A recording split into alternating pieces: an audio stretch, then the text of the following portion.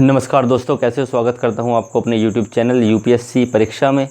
और आप लोग देख रहे होंगे कुछ बोर्ड पर इस पर लिखा हुआ है कुछ, और यहाँ आप लोग देख सकते हो मैंने यहाँ लिखा है राज्य व्यवस्था। इंडियन पॉलिटी की बात हम करेंगे, पॉलिटी की बात करेंगे हम इसके लेक्चर के अंदर, और ये हमारी पहली वीडियो होगी। आई होप आप लोगों को पसंद आएगी, और अगर कोई कमी रह जाएगी इसके अंदर तो आप लोग मुझे कमेंट के माध्यम से आप लोग मुझे बता सकते हो।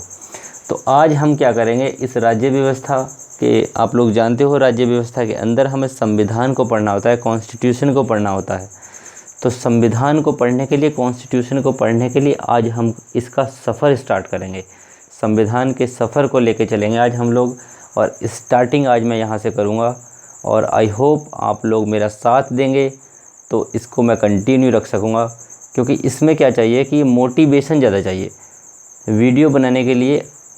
मैं यहाँ वीडियो बना रहा हूँ, लेकिन मैं अपने मित्रों का, अपने दोस्तों का, जो इस वीडियो को वॉच करेंगे उनका मोटिवेशन अच्छा होगा तो थोड़ा सा अच्छा लगता है कि हाँ यार चलो ठीक है, कि मतलब मोटिवेशन है, और कुछ लोग 10-20 जो भी देखना चाहते हैं वो देख रहे हैं, किसी को फ़ायदा हो रहा है। अगर आप लोगों को फ़ायदा लगे, आप लोगों को समझ आए तो मुझे बताइएगा, मैं आप लोगों के लिए स्टार्ट करता हूं। चलो आज हम पहली क्लास अपनी स्टार्ट करेंगे। राज्य व्यवस्था, आप लोग देख रहे हो यहाँ राज्य व्यवस्था। ये राज्य व्यवस्था 2 शब्दों से मिलकर बना है। किससे मिलकर बना है? 2 शब्दों से, राज और व्यवस्था। व्यवस्था क्या होती है दोस्तों? व्यवस्था, देखो आप लोग जानते हो किसी भी चीज़ को सही ढंग से व्यवस्थित करने के लिए, मीन्स सपोज़ करो हमें कोई जिम्मेदारी दी जाती है कि आपको इस शादी के अंदर, इस फंक्शन के अंदर, इस समारोह के अंदर ये व्यवस्था आपको देखनी है। ये लाइट वाली व्यवस्था जो आप लोग देखोगे, ये टेंट की व्यवस्था आप देखोगे, ये मैरिज की बारात की व्यवस्था आप लोग देखोगे, इसको रुकने की व्यवस्था आप लोग देखोगे। मीन्स हम लोगों को क्या है कि एक व्यवस्था देखनी थी, तो उसी से क्या है ये व्यवस्था, मीन्स किसी कार्य को चलाने की, सुचारू रूप से चलाने की व्यवस्था। और यहाँ राज क्या है? राज यहाँ है किसको, जैसे शादी को चलाने की व्यवस्था, शादी को चलाने की व्यवस्था। हमें क्या बात करनी है? हमें बात करनी है अपने देश को चलाने की, अपने गवर्नमेंट को चलाने की। हमारा क्या है? गवर्नमेंट को चलाने की व्यवस्था, मीन्स भारतीय सरकार को, हम राज्य को क्या बोलेंगे यहाँ? गवर्नमेंट। भारतीय सरकार को चलाने की व्यवस्था।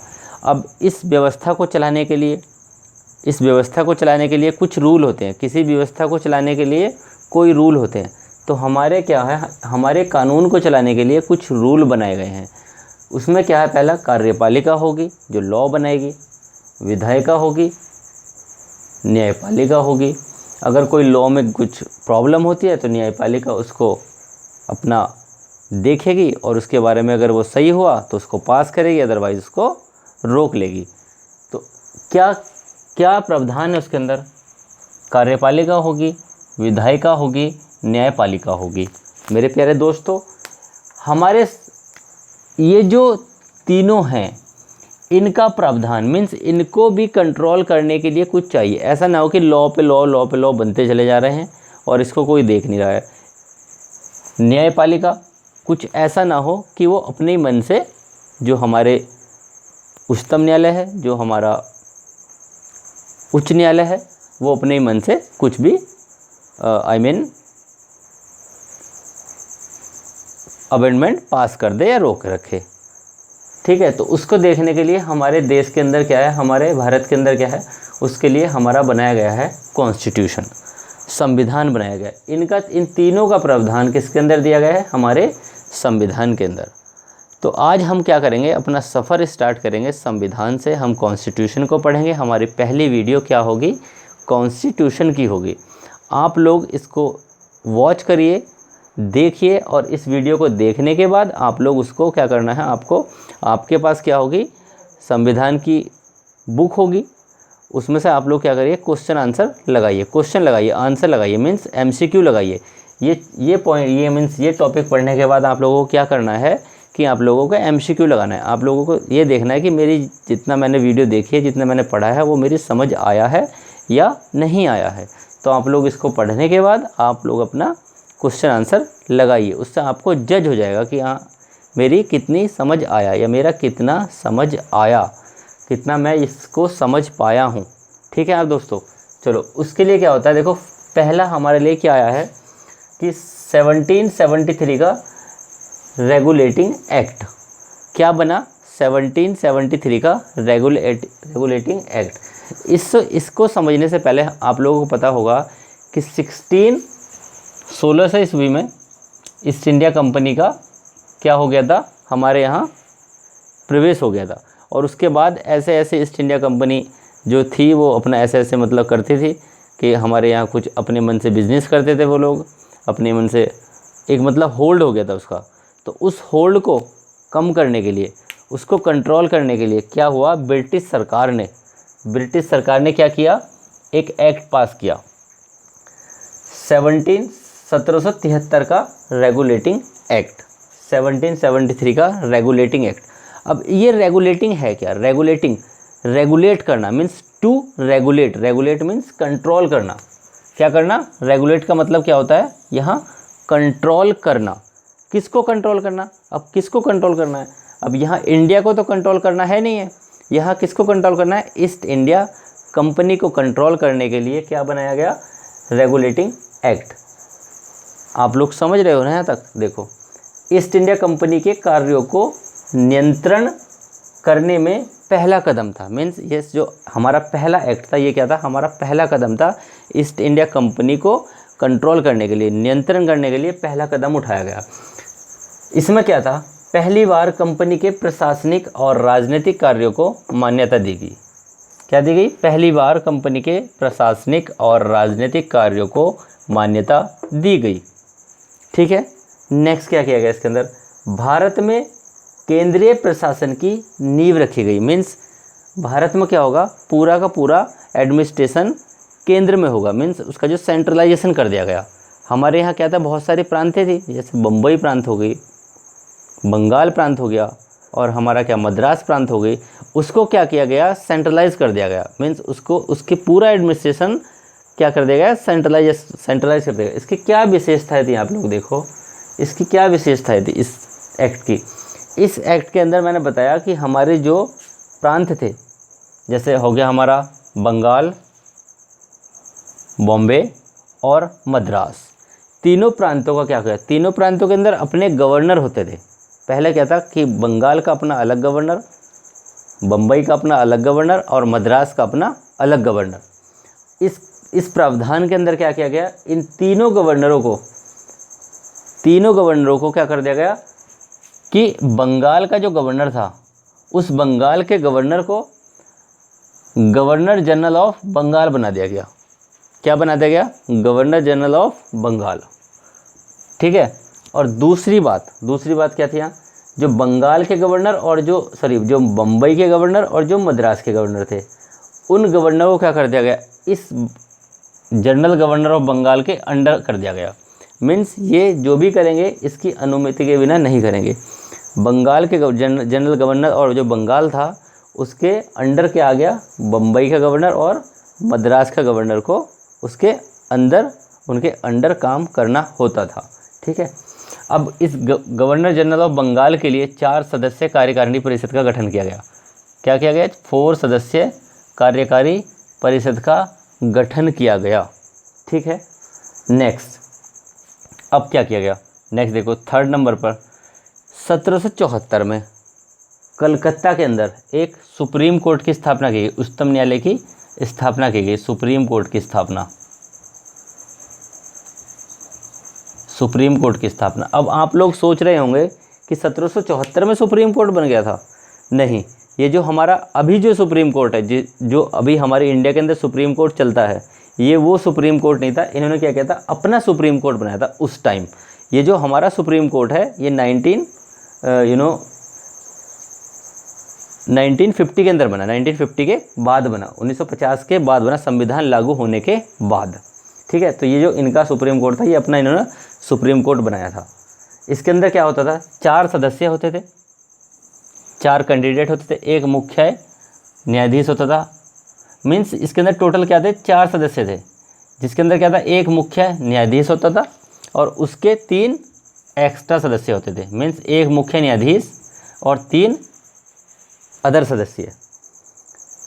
इसके फोर्थ पॉइंट में क्या है, ईस्ट इंडिया कंपनी के अधिकारी, ईस्ट इंडिया कंपनी के जो अधिकारी थे उनको अपना निजी व्यापार करने के लिए, वो लोग क्या कर सकते हैं, अपना निजी व्यापार करने के लिए रोक लगा दी गई। मीन्स ईस्ट इंडिया कंपनी के जो अपने अधिकारी थे वो अपना बिजनेस स्टार्ट करना हो गए थे, वो क्या करते थे, अपने खुद अपने पैसों से अपना बिजनेस इंडिया के अंदर चलाना स्टार्ट कर देता उन लोगों ने। तो उसको क्या किया गया, ईस्ट इंडिया कंपनी के अधिकारियों को निजी व्यापार पर रोक लगा दी गई, निजी व्यापार पर रोक लगा दी गई। और क्या करते थे वो लोग, जो इंडिया के लोग हैं, इंडिया के लोगों से क्या करते थे, वो उपहार लेते थे। मीन्स इंडिया वाले भी उनको उपहार देते थे खुश करने के लिए। जो बड़े बड़े जमींदार थे वो क्या करते थे, जो ईस्ट इंडिया कंपनी के बड़े अधिकारी थे उनको क्या करते थे, उपहार दे के, मतलब उपहार देने जाते थे। तो उपहार जब वो देने जाते थे उन उपहार पर भी रोक लगा दी गई। क्या लगा दी गई, उपहार पर भी रोक लगा दी गई। ठीक है, नेक्स्ट। अब ये क्या है,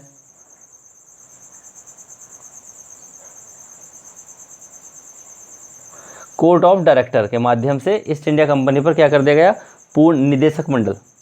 यहाँ क्या है, कोर्ट ऑफ डायरेक्टर के माध्यम से ईस्ट इंडिया कंपनी पर पूर्ण नियंत्रण कर दिया गया। मीन्स अब क्या हो गया, पूरी ईस्ट इंडिया कंपनी किसके अंडर होगी, गवर्नर जनरल के अंडर होगी।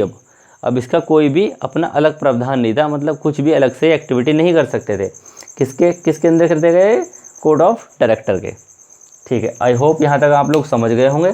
अब नेक्स्ट क्या है, ये तो था हमारा कौन सा, 1773 का रेगुलेटिंग एक्ट, रेगुलेटिंग एक्ट।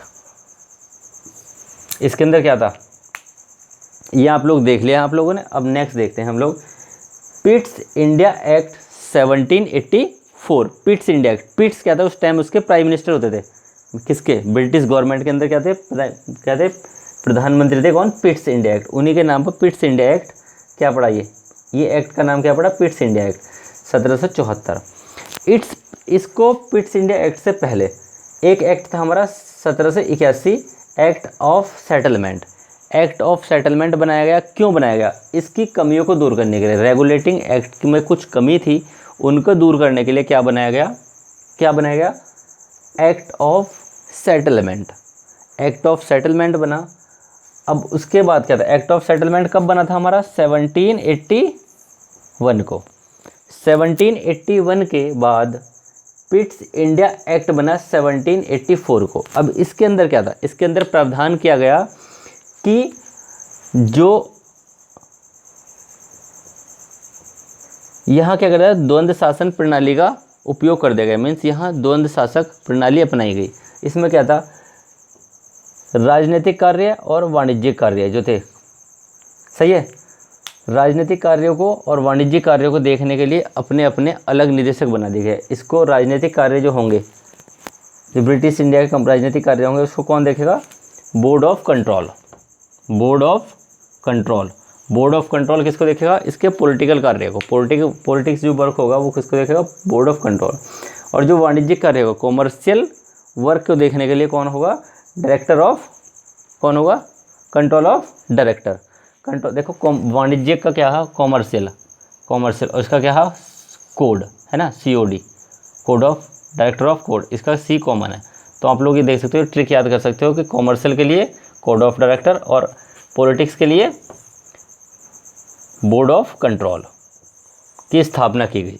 सही है, नेक्स्ट देखो third point, board of control British क्षेत्र के, जो पूरा इंडिया के अंदर पूरा ब्रिटिश क्षेत्र था, पूरे ब्रिटिश क्षेत्र को नियंत्रित करने का काम किसका था, पूरे ब्रिटिश क्षेत्र के को जो नियंत्रण करेगा, अपने अंडर जो रखेगा, वो पूरा नियंत्रण देख रेख जो करेगा वो कौन करेगा, बोर्ड ऑफ कंट्रोल, निदेशक मंडल। सही है। अब ये क्या था, ये जो हमारा पिट्स इंडिया एक्ट था, दो कारणों से महत्वपूर्ण था। किस कारणों से महत्वपूर्ण था, दो कारणों से महत्वपूर्ण था। दो कारण कौन से थे वो, पहला था भारत में ईस्ट इंडिया कंपनी का क्षेत्र ब्रिटिश सरकार का क्षेत्र हो गया। क्या था, पूरा का पूरा क्षेत्र जो ईस्ट इंडिया कंपनी का क्षेत्र था, किसका क्षेत्र हो गया, वो ब्रिटिश गवर्नमेंट का। ईस्ट इंडिया कंपनी पूरी किसके अंडर आ गई, ब्रिटिश गवर्नमेंट के अंदर। एंड सेकंड वन क्या था, ब्रिटिश गवर्नमेंट को कंपनी के कार्यों पर पूर्ण नियंत्रण कर दिया गया। ब्रिटिश सरकार को ईस्ट इंडिया कंपनी के पूरे कार्य को नियंत्रण कर दिया गया, किसके अंदर, फिट्स इंडिया एक्ट के अंदर। अब इस वीडियो के अंदर आप लोगों के लिए ये 2 एक्ट हैं। अगर आप लोगों को समझ आया हो तो वीडियो को शेयर करें, लाइक करें, सब्सक्राइब जरूर करें। यूट्यूब चैनल को मेरे सब्सक्राइब कर लें, जो कि आप लोगों को नेक्स्ट वीडियो का नोटिफिकेशन मिलता रहे, नेक्स्ट वीडियो का आप लोगों को पता चलता रहे। धन्यवाद, थैंक यू, नमस्कार।